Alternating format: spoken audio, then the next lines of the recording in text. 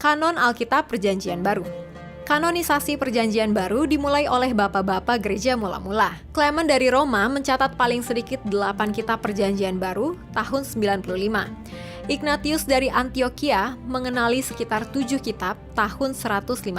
Polikarpus, murid Rasul Yohanes, mengakui 15 kitab tahun 108. Di kemudian hari, Irenaeus mencantumkan 21 kitab tahun 185. Hippolytus mengakui 22 kitab tahun 170 sampai 235. Tahun 367, Uskup Alexandria Athanasius menyusun daftar Alkitab Perjanjian Baru dengan jumlah 27 kitab yang kita kenal sebagai kitab-kitab Perjanjian Baru dalam Alkitab. Konsili Laodikea menjelaskan bahwa hanya Perjanjian Lama bersama dengan Apokripa dan 27 kitab-kitab Perjanjian Baru yang dibaca di gereja-gereja. Konsili Hippo tahun 393 dan Konsili Kartage tahun 397 juga meneguhkan ke-27 kitab yang sama sebagai kitab-kitab yang memiliki otoritas. Ada 3 prinsip yang dimiliki konsili-konsili ini dalam menentukan apakah suatu kitab Perjanjian Baru itu betul-betul diilhamkan oleh Roh Kudus.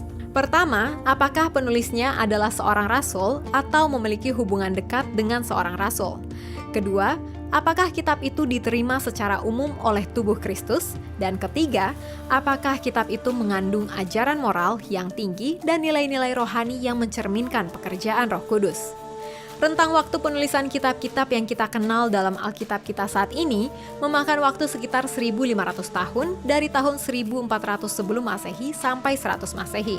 Bahkan proses pembentukannya menjadi Alkitab seperti yang kita kenal saat ini membutuhkan waktu sekitar 1.800 tahun dari 1.400 sebelum Masehi sampai 367 Masehi.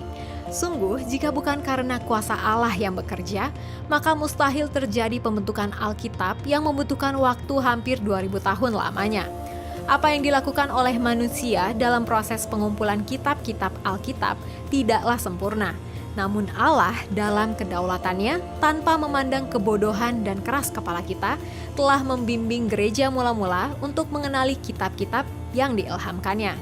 Dan yang paling menakjubkan, meski proses penulisan seluruh Alkitab terbentang dalam ribuan tahun, namun jika kita membaca secara teliti keseluruhan Alkitab, terlihat sangat jelas tentang kisah kasih Allah kepada manusia yang saling bertautan dari satu kitab ke kitab lainnya.